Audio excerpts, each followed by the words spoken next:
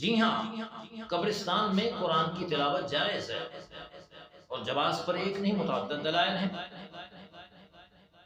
یہ میرے سامنے حدیث پاک ہے۔ اس حدیث کے راوی حضرت ماقل ابن یسار رضی اللہ عنہ یہ فرماتے ہیں کہ نبی کریم علیہ السلام نے فرمایا اقرأوا سورۃ یاسین علی موتاکم، کہ تم اپنے مردوں پر سورہ یاسین پڑھو۔ اس کے علماء نے دو معنی بیان فرمائے، ایک وہ بندہ جو قریب المرگ ہے، آپ وہاں سورہ یاسین پڑھیں، اور موتا ان کو بھی بولتے ہیں جو فوت ہو چکے ہیں۔ لہٰذا اگر قبرستان میں مردے مدفون ہیں اور وہاں کوئی جا کر سورہ یاسین پڑھے تو یہ مفہوم بھی اس حدیث سے اخذ کیا جاتا ہے۔ اور یہ حدیث جو ہے اس کو احمد نے، ابو داؤد نے، ابن ماجہ نے روایت کیا۔ اسی طرح دوسری حدیث پاک ہے، اس کو مرقات المفاتیح میں مولا علی قاری رحمہ اللہ نے نقل فرمایا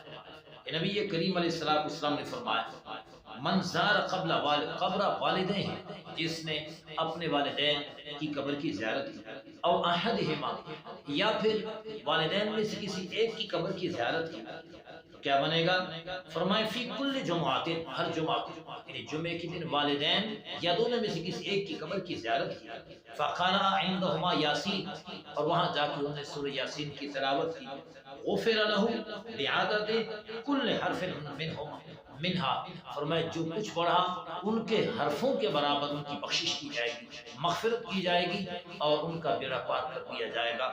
اسی پر بس نہیں بلکہ حضرت عبداللہ ابن عمر سے روایت ہے رضی اللہ عنہ، فرماتے ہیں کہ میں نے نبی کریم علیہ السلام سے سنا،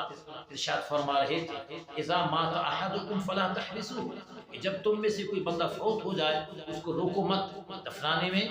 آپ دیر نہ کرو، واسرعوا به، اور جلدی اس کو دفنانے کے لیے لے جاؤ، کہاں؟ الی قبرہ، اپنی قبر کی طرف، اور فرمایا ولیقرأ عند راسہ، اور جب میت کو دفنایا جائے پھر دفنانے کے بعد اس کی قبر کے سرہانے پڑھا جائے سورہ فاتحہ، ولیقرأ عند راسہ فاتحۃ البقرہ، سورہ بقرہ کا فاتحہ وہاں پر پڑھا جائے، فرمایا وعند رجلہ بخاتمۃ البقرہ، اور میت کے پاؤں کی جانب سورہ بقرہ پڑھی جائے، تو سر کی جانب سرہانے کی طرف سورہ بقرہ کا فاتحہ یعنی الحمد شریف، اور اس کا خاتمہ پاؤں کی طرف یعنی آمن رسول سے لے کر آخر تک۔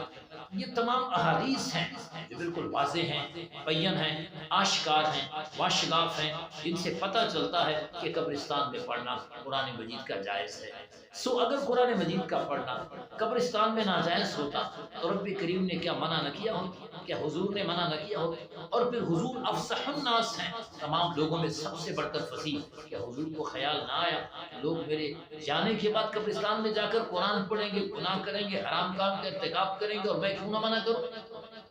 ایسی بات نہیں ہے، قبرستان میں قرآن پڑھنا جائز ہے، متعدد احادیث میں آیا۔